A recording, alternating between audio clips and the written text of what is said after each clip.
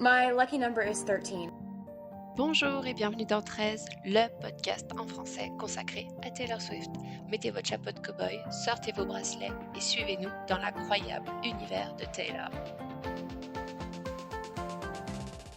Bonjour et bienvenue dans 13, le podcast sur Taylor Swift en français. J'ai avec moi Honorine ce soir. Bonjour Natacha. J'espère que vous allez bien. Le programme du jour, on va essayer de faire un récapitulatif de la partie en Europe sur l'Eras Tour, donc sur la fameuse tournée de Taylor. Et donc, on a beaucoup de choses à vous dire. Ouais, on s'est dit que avec le retour de l'Eras Tour aux États-Unis et au Canada pour la toute dernière partie, c'était un peu la bonne occasion pour parler de toute la partie européenne, la partie à laquelle on a assisté. Et c'était du coup le bon timing pour faire un épisode sur ce sujet. Ouais, comme ça nous permettra aussi de repartir dans des bons souvenirs et des très bons moments. Donc, je n'en doute pas que ça risque d'être très sympathique. Pour commencer, comme tout le monde, on a tous regardé en boucle le film sur Disney+ de la tournée qui est sorti en décembre, je crois, en octobre, Le en 13 décembre, le 13 décembre, évidemment. Et c'est un film que j'ai énormément regardé, qui était très beau, très bien filmé, très bien réalisé. C'est incroyable à regarder. Et on voit pas le temps passer. Et donc, à partir du moment où elle a continué sa tournée en Australie et dans tous les pays de l'Asie, c'était plus facile pour moi de suivre la tournée parce qu'en fait, les concerts tombaient pendant la journée. Donc, je pouvais regarder les chansons acoustiques plus facilement parce que j'étais souvent en télétravail, donc c'était parfait pour moi pour me connecter à ce moment-là. Lorsqu'en février, Taylor a annoncé pendant les Grammy Awards qu'elle sortait un nouvel album, tout de suite, je me suis dit, c'est obligé qu'elle l'ajoute à la tournée en cours. J'étais convaincue qu'elle allait l'intégrer parce que c'est une opportunité marketing incroyable pour elle de promouvoir un album pendant une tournée. C'est vraiment une manière de créer un buzz et de continuer à filer un produit qui marche hyper bien parce que l'Eras Tour, il a absolument dopé toute l'économie américaine et il a fait la même chose d'ailleurs en Europe. Donc pour moi, c'était obligé qu'elle allait créer et recréer de la hype autour de ça, encore plus en ajoutant en ajoutant le nouvel album. Donc, à partir du moment où j'ai eu la confirmation qu'il y avait du changement dans la tournée et qu'il y avait un nouveau set dans le concert, j'ai arrêté de regarder. J'ai déconnecté tous mes réseaux sociaux et je suis Ouais. passée en mode et je ne veux pas savoir. Je veux me garder la surprise de ce qui va se passer pour la suite. Donc, je suis arrivée à mes concerts ne sachant pas ce qui allait se passer, au moins pour une partie du concert, j'avais envie de garder la surprise. J'étais très heureuse d'y aller, j'en reparlerai tout à l'heure. Mais du coup, toi, tu vas nous parler des soirées de Paris et comment c'était et comment ça s'est vécu. Raconte-nous ton expérience, Honorine, s'il te plaît. Ouais, c'est intéressant ce que tu dis parce que moi je pense que j'aurais pas eu la force de ne pas regarder et de ne pas me spoiler ce nouveau set. Et donc j'ai été très chanceuse d'aller au concert de Paris. J'ai eu la chance de faire 3 dates sur les 4 dates parisiennes. Ouais, génial. La seule que je n'ai pas faite, c'est la deuxième soirée, le vendredi soir, mais j'étais à la Défense le jeudi, le samedi et le dimanche. Et c'est vrai que le jeudi soir, comme tu dis, quelque part on savait que le nouveau set, enfin qu'il allait y avoir un nouveau set. En tout cas, on savait que le nouvel album allait être intégré à la tournée, mais on savait pas quand, comment, quelle chanson. C'était Mm, vraiment mm. l'inconnu. Ouais, en fait, c'était assez électrique parce que à chaque fois qu'il y avait un noir, chaque fois qu'il y avait un changement de décor, on se disait ça va être là, ça va être là. Et en fait, ça venait pas, ça venait pas. Et on se disait mais quand est-ce qu'elle va le mettre? Et en même temps, on se disait, ça peut être que vers la fin du concert parce qu'elle veut garder la surprise jusqu'au bout. Et puis en plus, tout le long du premier concert du jeudi soir, on a aussi vu qu'il y avait des chansons de la setlist originale qui avaient été retirées. Donc on se disait, elles sont forcément retirées pour faire de la place à autre chose. Donc il y avait vraiment cette anticipation qui grandissait, qui grandissait. Et puis, il y avait les nouveaux costumes aussi. Il y avait les nouveaux costumes, il y avait tous les costumes orange qu'on n'avait pas jusqu'alors. Et on sait, on verra peut-être dans un autre épisode que la couleur orange, il y a quand même toute une théorie mystique autour de cette couleur. Il y a un sujet, effectivement, en ce moment, il y a quelque chose. Donc ouais, ce soir-là, c'était vraiment, vraiment électrique. Et puis en fait, il y avait ce côté, même si j'avais, je pense, poncé toutes les vidéos Instagram que j'avais pu sur la tournée, même si j'avais vu le film sur Disney+, c'était vraiment, ça y est, on y est, et on est en train de respirer le même air que Taylor Swift. Ça paraît fanatique ce que je raconte, mais c'était... Non, mais j'ai eu la même réaction en allant au stade. À un moment, je roulais sur l'autoroute sur laquelle j'ai roulé à peu près 4000 fois, et j'étais là à me dire, Taylor Swift, elle va passer sur cette route. C'est un truc de fou. Donc, Ouais, je c'était assez dingue, comprends. ce côté, genre, mon Dieu, Taylor Swift est là au concert alors que, genre, j'ai payé Genre, pour... c'est vraiment elle, quoi. Voilà, il y avait vraiment ça. C'était pas la première fois que tu la voyais en concert. Si, moi, c'était totalement la première fois. J'ai beau être fan, de la première heure, j'avais jamais eu l'opportunité de la voir avant. C'était un moment assez fort en émotion. Je ne compte plus combien de fois j'ai pleuré pendant le premier concert du jeudi soir. Oh, Bichette. Mais j'ai pas mal pleuré et effectivement ce nouveau set, était incroyable et complètement à la hauteur de tout ce qu'on pouvait attendre. OK. Alors, quel est ton moment préféré, toi, dans le concert? Allez, je sais, c'est difficile d'en choisir un, nin. Quel est le moment je t'en donne 2 si tu veux. Quel est les 2 moments qui t'ont fait le plus vibrer, sans compter les chansons surprises? On va dire que ça, c'est encore à Ah, part. sans compter les chansons surprises, OK. Ouais, Parce allez. que c'est vrai que les chansons surprises, il y a un peu ce côté intimiste, ce côté, juste, voilà, guitare-voix ou piano-voix et où on a l'impression d'être seul avec Taylor alors qu'on est, au milieu de 40 000 autres personnes. Mais si je devais retenir 2 moments, alors bon, forcément, je suis très partiale en choisissant ce moment-là, mais vraiment pour moi, Don't Blame Me, c'est vraiment le moment où Mmh. je suis, en transe. Pour moi, ce moment du bridge où elle atteint, les notes hautes, pour moi, c'était vraiment ce que j'attendais le plus, en tout cas, Mmh. et c'était vraiment le meilleur moment pour moi. Et Heu, puis en plus, le fait de le voir dans un endroit qui est fermé, donc avec on voyait extrêmement bien les jeux de lumière, je pense que ça devait être très, très beau à voir et c'est peut-être un peu ce que j'ai regretté aussi du concert dans un stade. Alors c'est une autre ambiance et cetera, mais du coup, moi c'était début juin, il faisait encore jour pendant très longtemps. On n'a pas le même rapport avec les jeux de lumière et cetera et je pense que le voir à Paris, ça devait être, grandiose presque, dans cette salle fermée. Ouais, je suis assez d'accord. Moi, pour avoir fait les 2, pour avoir fait salle fermée et stade, j'y reviendrai après, les jeux de lumière étaient quand même extraordinaires dans le noir, voilà, dans la noirceur de la salle de la Défense et puis le gros avantage de la Défense, c'est que le son est excellent. Donc ça, c'est un vrai avantage par rapport à un stade où il y a un peu de déperdition. Mmh. Donc voilà, si je devais choisir vraiment ce moment de Don't Blame Me avec toutes les lumières qui partent en l'air, Mmh mh. ce moment où elle atteint les notes les plus hautes, vraiment moi je suis en transe à ce moment-là, quoi. Et puis, tu me prends un peu de cours, mais je vais chercher un deuxième moment préféré, c'est difficile. J'ai vraiment celui-là qui me vient en premier. J'adore le set, t toute la partie où elle chante Willow, je trouve que c'est magnifique. Mmh mh. C'est Heu, très visuel, c'est très beau. J'aime ouais, beaucoup aussi et surtout les accords, les arrangements rock qu'ils ont fait sur cette chanson, ils sont juste ouais, géniaux. Maintenant, quand j'écoute la chanson normale, on va dire, la version studio, elle me paraît presque fade. Je suis là en mode: «Ils sont où? Où est la batterie? Comment ça se passe? Ramenez-nous les guitares». Donc bon, bah, Taylor, il faut que tu nous sortes une version live de tout le concert parce que là, on en a besoin concrètement, complètement. Et en fait, je suis aussi en train de penser à un troisième moment, donc même si tu me l'as pas accordé, je m'accorde ce joker. Bah, en fait, c'est dans le nouveau set et pour moi, le la performance sur, en fait et toute la mise en scène qu'il y a et tout le storytelling qu'il y a autour de I Can Do It With a Broken Heart, pour moi est vraiment, vraiment hyper intéressant. ouais, c'était assez surprenant, je m'attendais pas du tout à ça. C'est même assez triste, je trouve, ce moment du concert, puisqu'elle explique que enfin, c'est une chanson dans laquelle elle dit qu'elle peut finalement monter sur scène et performer en ayant le cœur brisé et où du coup, dans la choré de cette chanson, elle reprend des morceaux de choré Mmh. de la tournée et de du concert. Ce numéro-là, c'est un petit peu un condensé.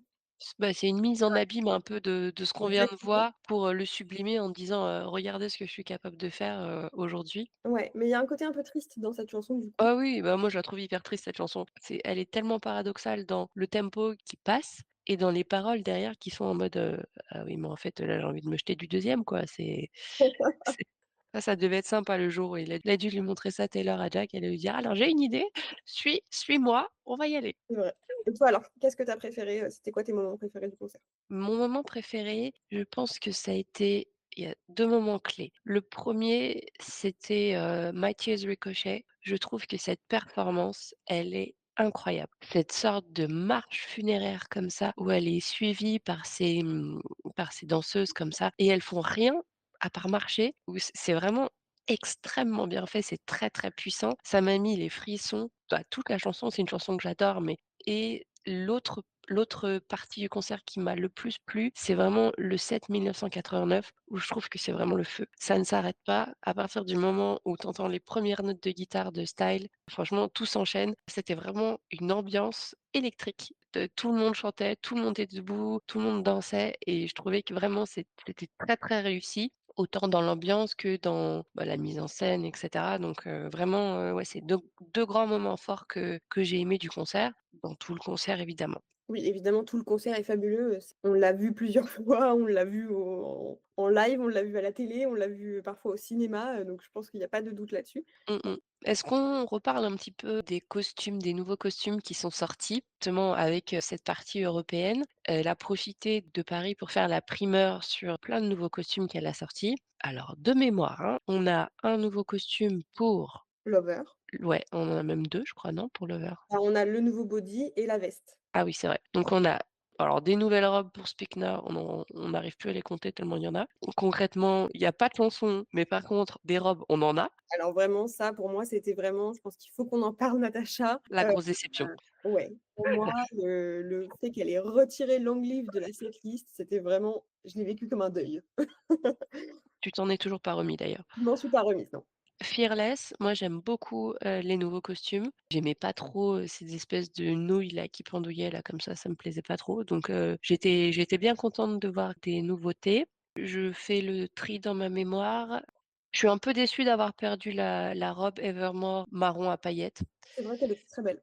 J'accepte, hein, mais quand même, On a eu des je nouveaux costumes justement pour le set, 1989 avec, parfois le set, qui match et parfois le set qui ne match pas, alors moi je suis pas fan quand ça matche pas. J'aime bien quand ça match, je suis un peu classique, je suis un peu une rigoriste sur ce côté-là. Il faut que ça aille ensemble. Pour autant, j'en conviens que c'est très facile pour elle parce que du coup elle peut s'amuser et puis alors là les fans sont devenus fous sur, les alliances, les machins, qu'est-ce que ça veut dire? Je trouve que la forme ressemble, beaucoup plus à ce qu'elle faisait et ce qu'elle portait, à l'époque de 1989. Mais, j'aimais bien quand ça matchait, voilà. C'était une opinion personnelle. On a eu des nouvelles robes pour les surprise songs. oui, beaucoup plus facile à enfiler manifestement.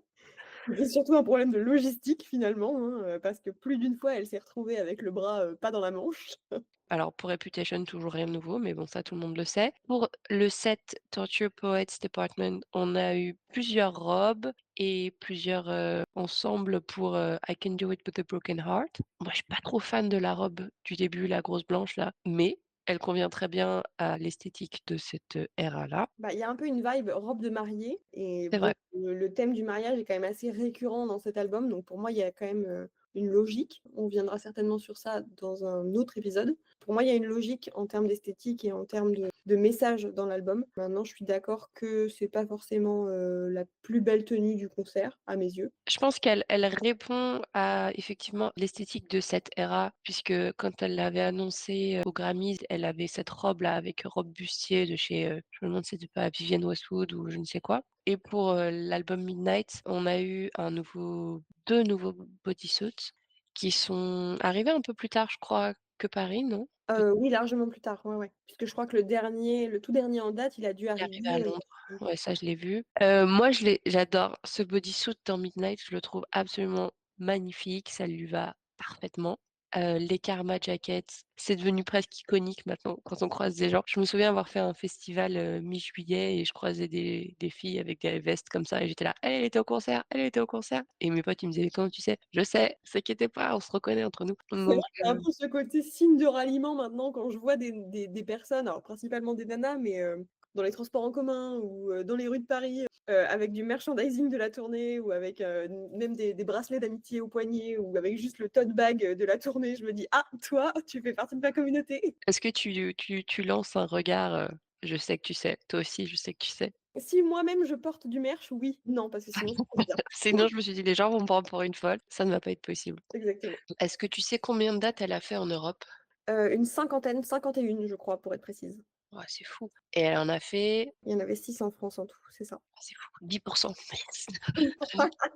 Elle a dit qu'elle reviendrait plus. Moi, je pense qu'elle a dit ça à peu près dans tous les pays, mais en tout cas, elle a dit qu'elle reviendrait plus. Je pense que ça faisait un moment qu'elle était pas venue en Europe pour faire autant de dates. Je suis pas sûre de ce que j'avance, mais je crois que pour Reputation Tour, elle avait fait que l'Angleterre. Donc oui, pour Reputation, elle était pas du tout venue en Europe continentale, à part, le Royaume-Uni. Moi, ce que j'ai apprécié aussi, c'est que, souvent, surtout après ce qui s'est passé au Brésil avec, le décès d'une des fans, elle a fait l'effort pour apprendre, quelques mots dans la langue du pays qui l'accueillait. Je trouvais ça super chouette de l'entendre, apprendre les quelques phrases. Alors souvent, c'était: «Vous avez besoin d'aide» ou, «Pluie», «rain», enfin, c'est culte pour ceux qui sont allés à Lyon. Je trouve ça chouette qu'elle ait fait l'effort parce qu'elle pourrait très bien ne pas le faire et il y a plein de superstars qui ne le font pas. On voit qu'elle est attentive à ses fans parce que pendant les concerts et c'était de manière très régulière, elle demandait à la sécurité d'intervenir pour aller aider les fans qui faisaient des malaises de continuer à garder un œil sur ses fans pendant que tu es en train de performer ta chanson, je trouve ça génial et vraiment bravo Taylor. De mémoire, déjà pour ses premières tournées, quand elle avait commencé à tourner au niveau mondial, de mémoire à l'époque de Red, elle essayait déjà d'apprendre quelques phrases dans la langue du pays où elle allait, mais ça se limitait peut-être plutôt à,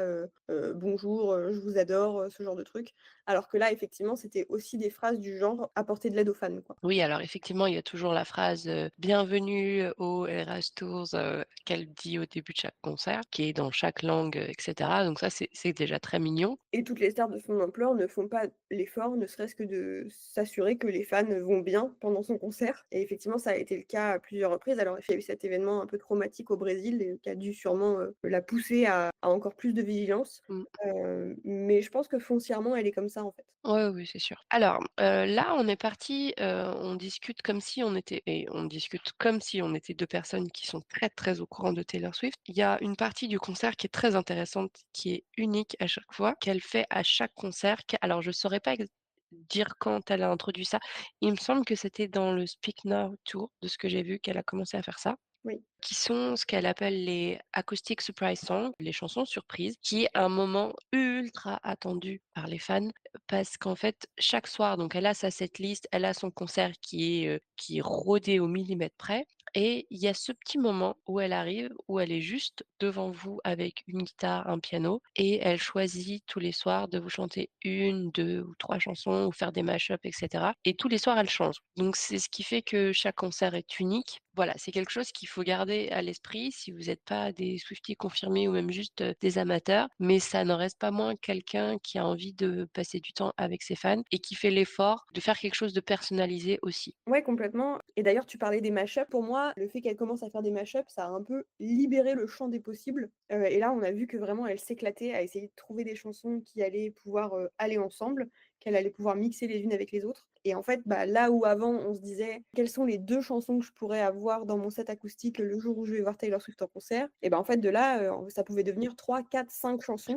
au lieu de 2. Mmh, qu'est-ce que tu as eu toi? Quel est ton mashup préféré? Pour moi, il y en a 2. J'étais très surprise que le troisième soir à Paris, elle chante, Hey Steven, Mmh. qui est, une chanson pas forcément très populaire, mais que j'adore, parce que ça me rapp enfin, c'est une chanson qui est donc sur l'album Fearless et qui est vraiment une chanson, une des premières chansons que j'écoutais, en fait, quand j'avais, 13-14 ans et à l'époque, je vais faire une petite confidence. À l'époque, ma meilleure copine sortait avec un garçon qui s'appelait Stéphane Ah, et j'étais trop jalouse qu'elle ait une chanson au nom de son copain et pas moi.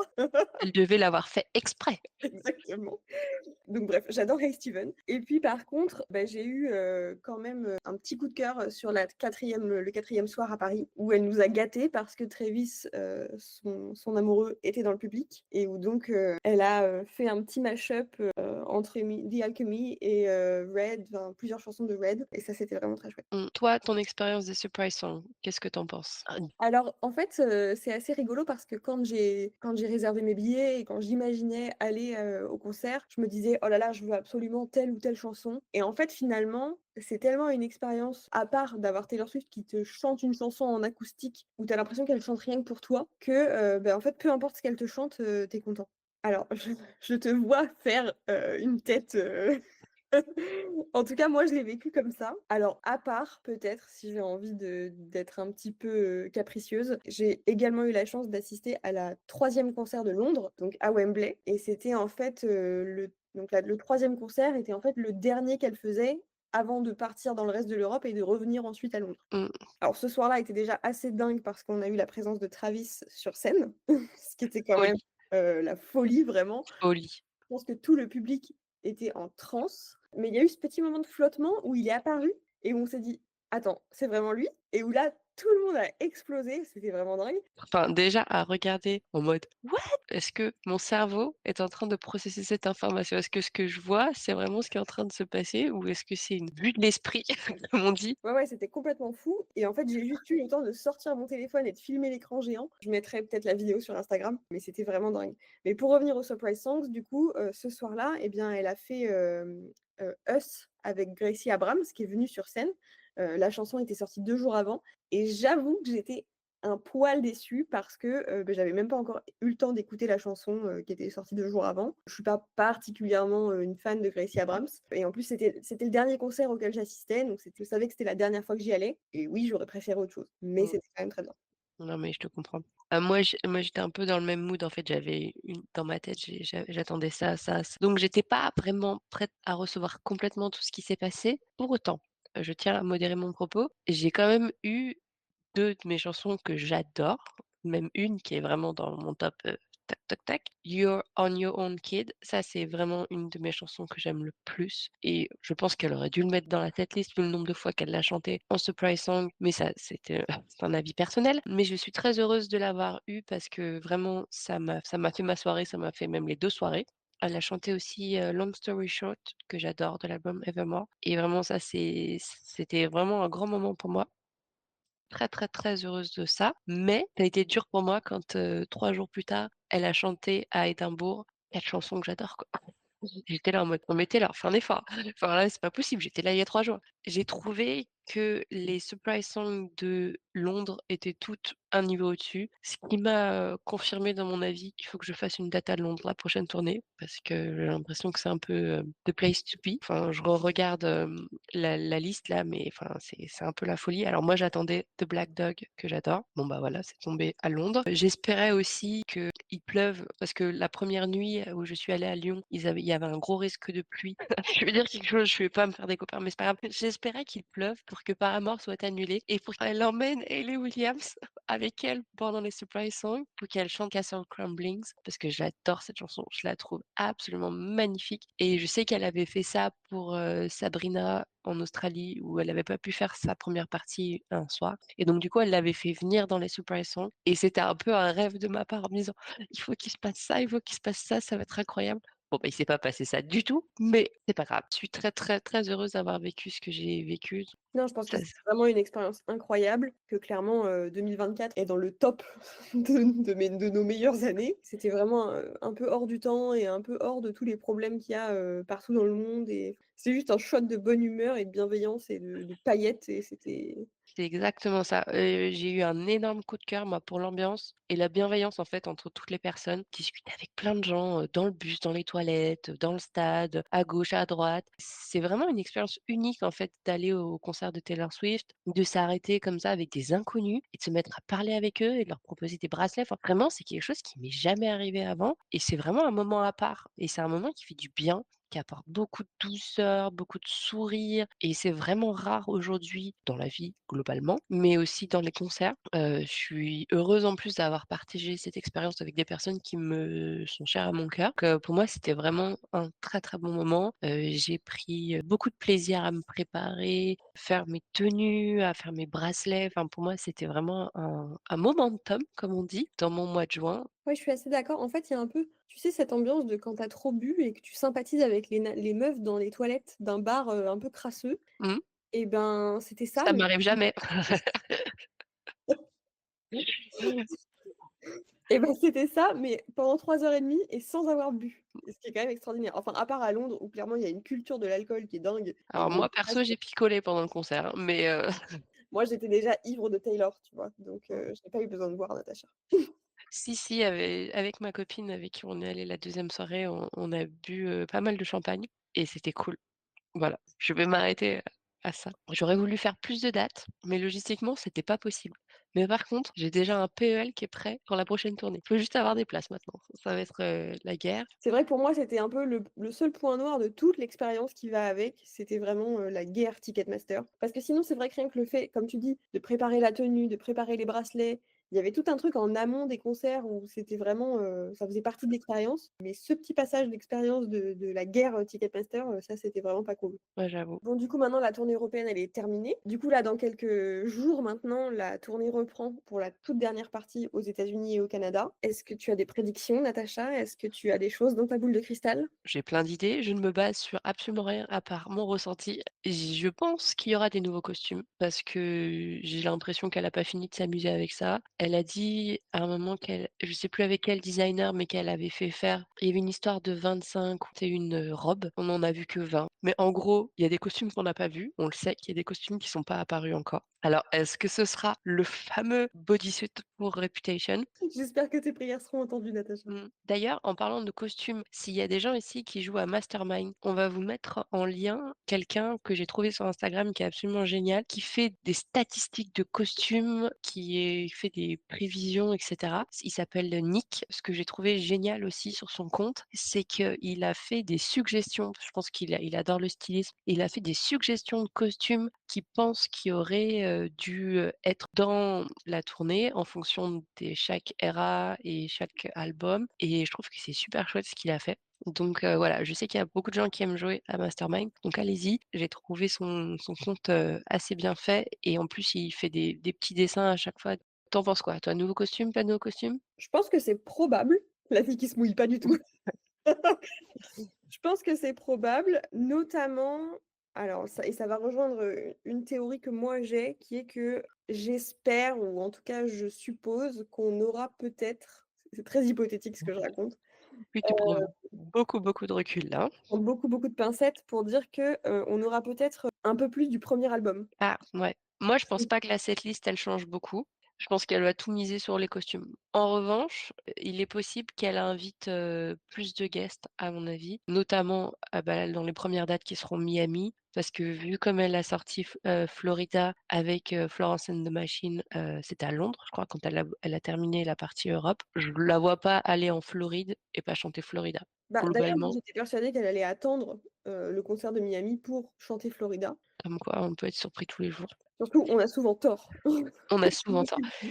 C'est vrai que début manque complètement à la tournée et c'est vrai que 2-3 chansons, enfin je veux dire, quand on met une chanson pour Speak Now, on peut bien mettre une chanson pour début aussi, on n'est plus à ça près. C'est vrai que ce serait cool de les intégrer, surtout qu'elle repart sur son public, à domicile, hein, donc c'est quand même un public qui connaît très bien le début de sa carrière puisque c'est lui qui l'a porté, donc il connaît très bien aussi cet album-là. Donc ça aurait du sens qu'elle rajoute une partie pour début. Je serais d'accord avec toi. Ouais, il nous reste, 18 shows, 18 concerts, donc il est pas 18, ça fait 8 plus 1, ça fait 9. 9. ça fait pas 13. Non, ça fait pas 13, il y a un J'ai problème.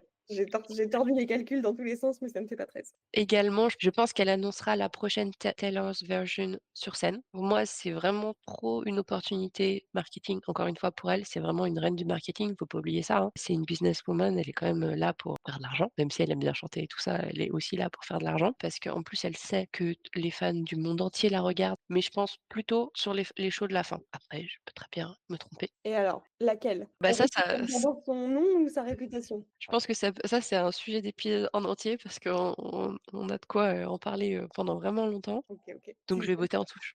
j'ai des Et théories sur ce sujet. je n'en doute pas. Et dernière théorie que j'ai moi sur cette, fin de tournée, je pense que le set Torture Poets Department sera filmé lui aussi à un endroit ou un autre. Soit elle refilme tout le concert, soit elle filmera juste cette partie-là et soit elle fait une V2 du film en rajoutant cette partie-là ou alors ce serait intégré dans un documentaire, comme on l'a vu à plusieurs reprises avec des caméras et cetera. Je sais pas trop, mais je pense que cette partie-là, un jour, on va la voir aussi en vidéo quelque part. C'est très probable parce qu'en fait, pour moi, le fait d'avoir ajouté, ce set et d'avoir vraiment quelque part changé le concert en arrivant en Europe, c'était aussi une manière de nous dire: «Vous avez vu le concert au cinéma, vous avez vu le concert sur Disney+, mais vous êtes loin d'avoir tout vu» et donc finalement les fans qui vont aller voir les shows, les 18 shows qui restent, pour moi, c'est impossible qu'ils aient pas déjà été spoilés de tout ce qui se passe pendant ce concert, Mmh, ou alors ils vivent vraiment dans une grotte. Mais du coup, pour moi, elle va forcément leur réserver aussi des surprises je parce suis que, d'accord. comme on l'a dit tout à l'heure, elle veut toujours que ce soit une expérience, unique et donc pour moi, il y aura aussi forcément des surprises pour ces 18 shows restants. Je serais surprise qu'elle ne fasse rien de nouveau. Je serais plutôt dans ce sens-là. Ouais. Mais encore une fois, je peux me tromper parce que, par exemple, quand elle a fini la partie sud-américaine, le Brésil et cetera, après elle a basculé sur, je crois que c'était d'abord l'Asie et après l'Australie et globalement, le show n'avait pas changé. Le Non. film était sorti, on connaissait déjà les gens qui sont allés au concert avaient potentiellement déjà vu le film. Bah, écoute, en tout cas, la tournée reprend très bientôt, donc on va pouvoir voir si tes théories, se confirment ou pas. On va voir si ta boule de cristal est efficace. Mmh, J'étais très contente de faire ce petit récap de la tournée, de me replonger dans ces souvenirs, des concerts de Paris, de Londres et de Lyon pour toi. J'ai passé moi un aussi. bon moment. Ouais, ça m'a fait du bien. C'était des bons moments de toute façon et il y a plein de choses positives qui sont sorties de ces concerts-là, dont ce podcast donc vraiment c'est des belles choses. Et comme, dit Taylor, l'art appelle plus d'art, donc c'est que le début. Exactement. On espère pouvoir suivre, la suite, ensemble. En tout cas, merci d'avoir passé ce moment avec nous. On espère que ça vous a aussi rappelé de très bons souvenirs et on vous dit à bientôt. À bientôt, ciao! Et voilà, c'était encore une belle journée pour parler de Taylor Swift dans notre podcast 13. Si cet épisode vous a plu, n'hésitez pas à vous abonner pour ne manquer aucun épisode et suivez-nous sur Instagram @13.podcast. Vous pouvez également nous écrire pour nous proposer des idées d'épisodes, des chansons analysées ou d'autres théories. Et d'ici là, à bientôt les Swifties. My lucky number is 13.